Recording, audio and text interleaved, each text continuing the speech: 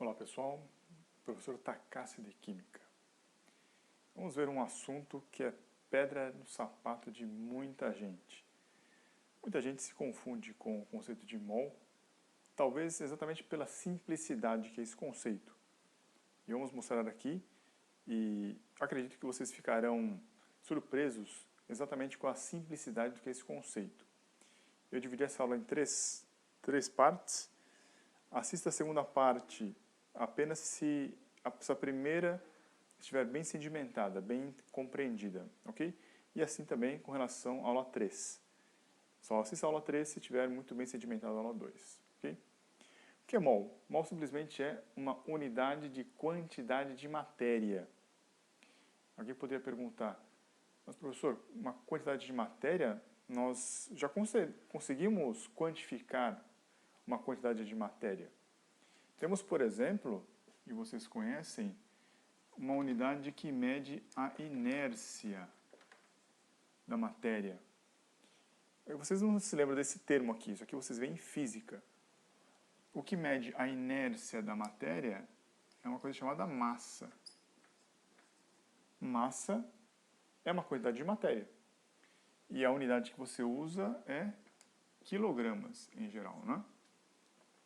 Isso aqui é propriamente uma quantidade de matéria.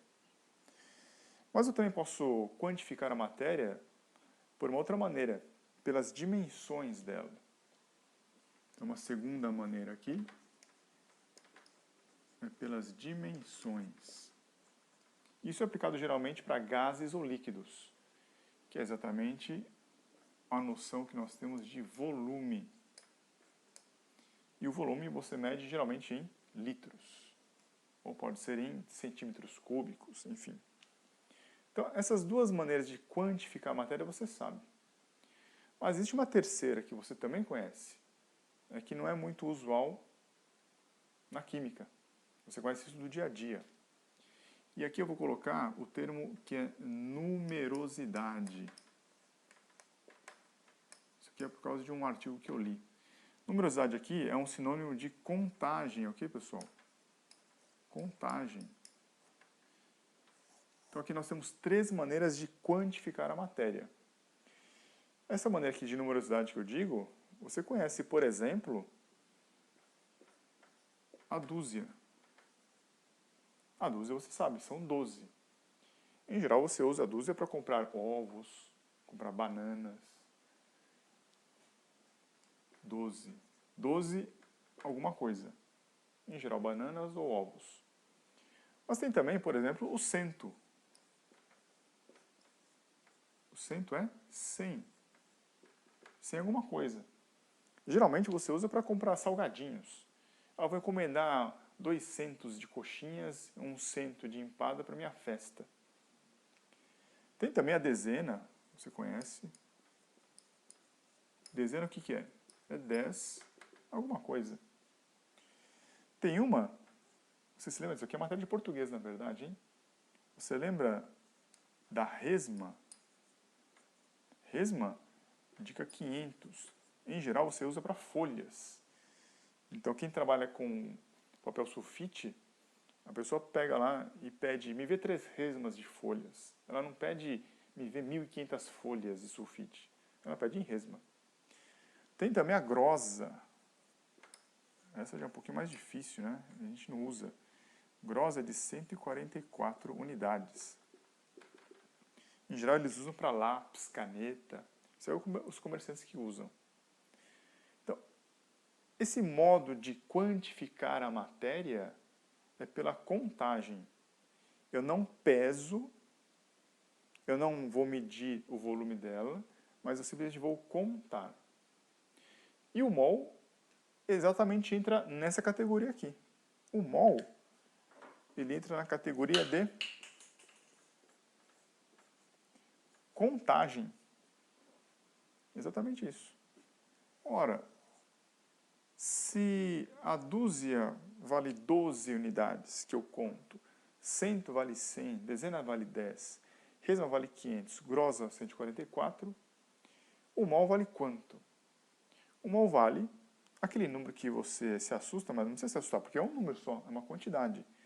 eu vou arredondar aqui, 6 vezes 10 a 23 unidades.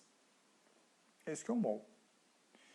A diferença é que, assim como dúzia eu geralmente uso para ovos e bananas, assim como cento eu uso para salgadinhos, assim como a resma eu uso para papéis, grosa para lápis, o mol eu uso geralmente, se não exclusivamente, para contar átomos, moléculas, íons. Os íons são dois tipos, não é? Os cátions ou ânions.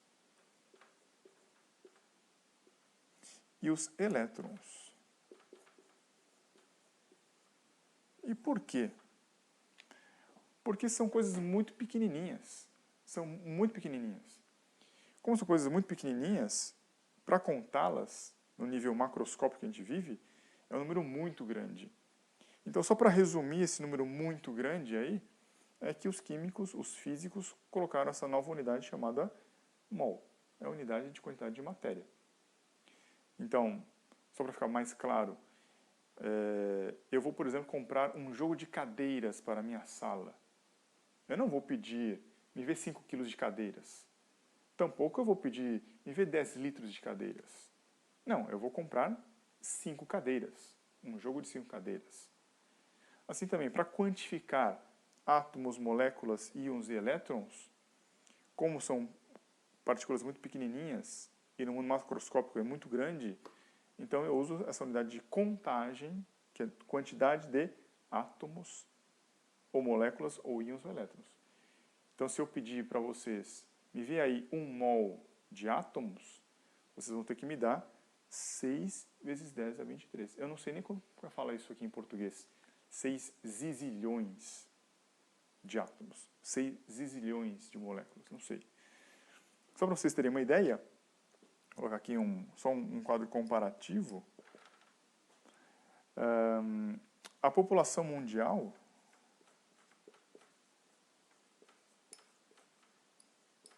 hoje está mais ou menos em 7,7 vezes 10. Coloquei aqui a 9ª pessoas. 7,7 bilhões de pessoas. Coloquei aqui em potência de 10. Aqui é 10 a 23. A população mundial é 10 a 9ª. Olha só isso. Eu coloquei aqui a distância da Terra ao Sol.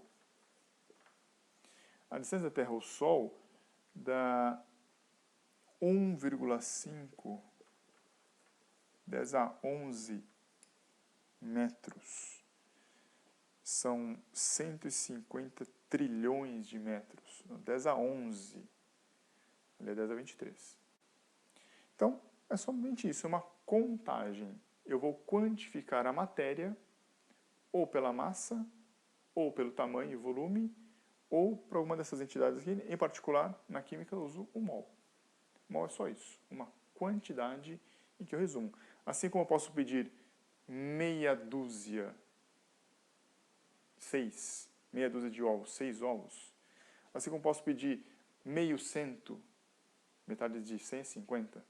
Se eu disser meio mol, é a metade de 1 mol.